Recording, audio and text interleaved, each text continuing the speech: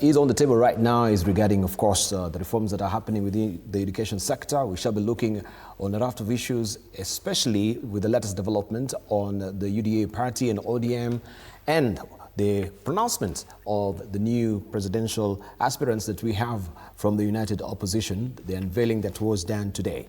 So before we took a short break, I think you wanted to butt in and rejoin from what Brian Weke had said. Yeah, first of all, I want to appreciate Brian Weke for accepting that indeed UDA party is a well-organized party. Having already defined, we have a party leader, deputy party leader, all the offices are well filled. Literally, in all the polling, all the various positions that that will be participating in the competitive elections in 2027 are already occupied. And therefore, I was saying that it was not a show. It was a reality that was happening today there. It has never happened before. When he talked about the matters education, but a poor show also that you could say, especially in the Mount Kenya region, that you don't really have formidable people who, can punch above their weight. Well, it's neither here nor there. This is just, as I said, this is a year plus, almost 2 years before the elections, right? But is that indicative that, maybe you're losing the grip? A day in politics. No, this is the reality on the ground. A day in politics is a long time, Debao. Let's still give it time. There will be so many dynamics. Even right now, the fact that there might not be, probably a candidate from that particular section of the country they're talking about, let's still give it time. There's so much. There's a lot of panic when it's still early in the day. There's still so much that is going to happen along the course. What happened today was just an invite by anybody who wants to aspire. As time goes by, expect that there are going to be dynamics. And even after showing a party that is very organized, who wants to go to a political party that does not have even a leader, that are still doing some, ping pong here and there. But so in my big challenge view, by him that this is all about substance. It's all about style, but no substance. Well, that's what I'm saying. It's a conversation, right? You will keep talking about it. This politics. UDA is way above the game. Take that to the bank, and we'll have this conversation in the very near future. But I wish to do a small rebuttal on the aspects that he just mentioned in the passing, the aspects of education, that this government has not done much. I repeat again, sometimes we may have memories that are too small, because you very well know, as I said, the transition that has happened, this is the first time you're having this transition. It was a mess before. We've done so far. The President of the Republic of Kenya making a declaration and saying, we do want all children to transit to grade 10.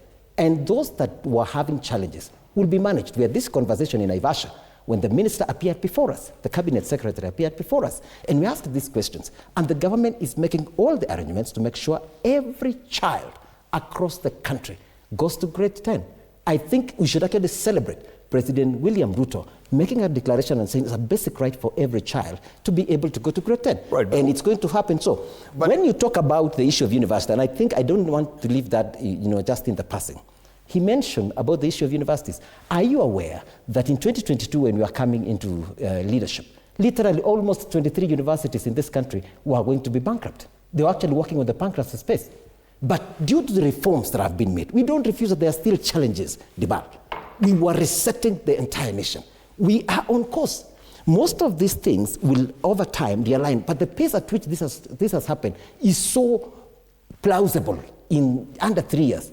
Expecting it in the next few years, all these problems we are talking about will not be there. So the universities that were on the brink of the financial collapse right now are all looking financially sound. So sometimes it is easy to throw chaps when you are just watching on the sideline. But if you are the one on the field and the arena, then you will understand the challenges that you're going through. But just last week, I think you were there in Naivasha, and you had what was this hue and cry when the CS was there regarding his docket, that some of you were challenging him, that he has no idea what is really happening within their dockets. Even him also saying that he has no information regarding the constituent fund that really goes to people from, from the lower primary all the way to university. I think that was an error because definitely the government gives capitation. In my view, I think there should have been a need to maybe ask the senior officers who are there, who I'm sure are able to provide that information. I think so they shouldn't have gone to the CS. In my view, there were officers who are there. What they are technocrats. CS cannot be able to. You was asking a very specific question: how much is the cost of training a child from 1 to grade 10?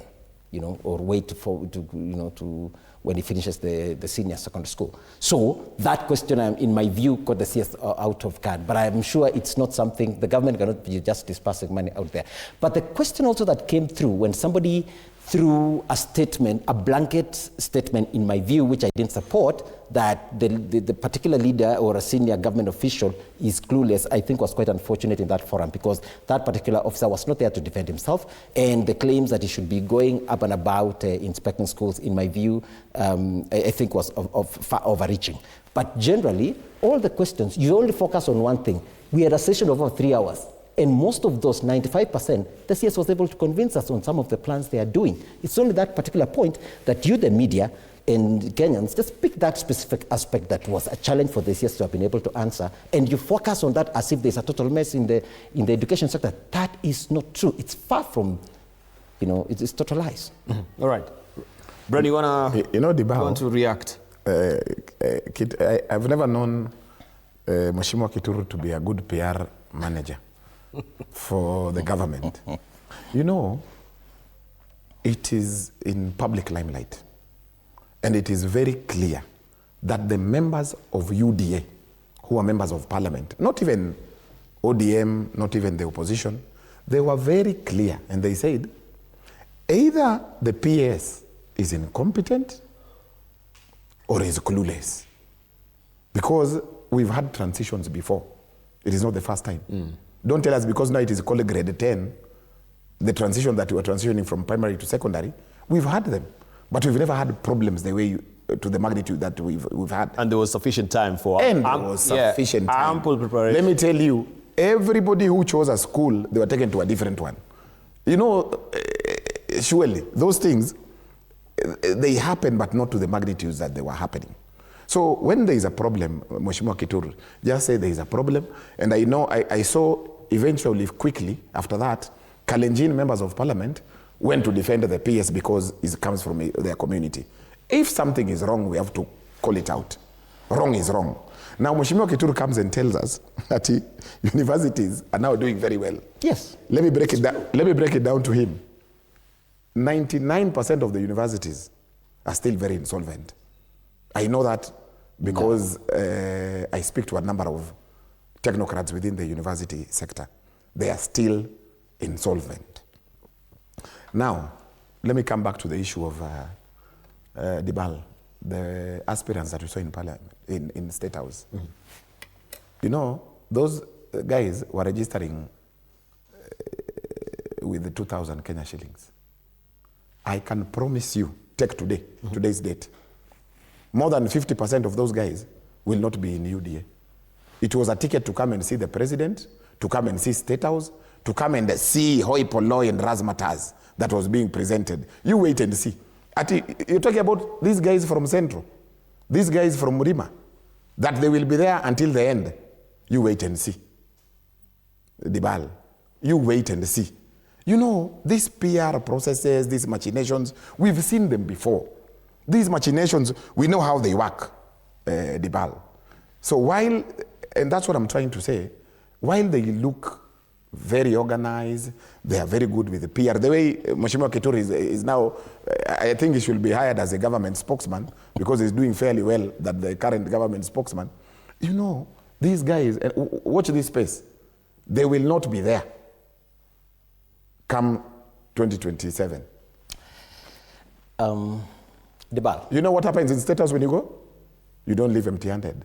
It was a good business. You pay 2,000, you receive way better than what you spent. All right. Now that you've clued me in that, it's all about business, we'll have a business.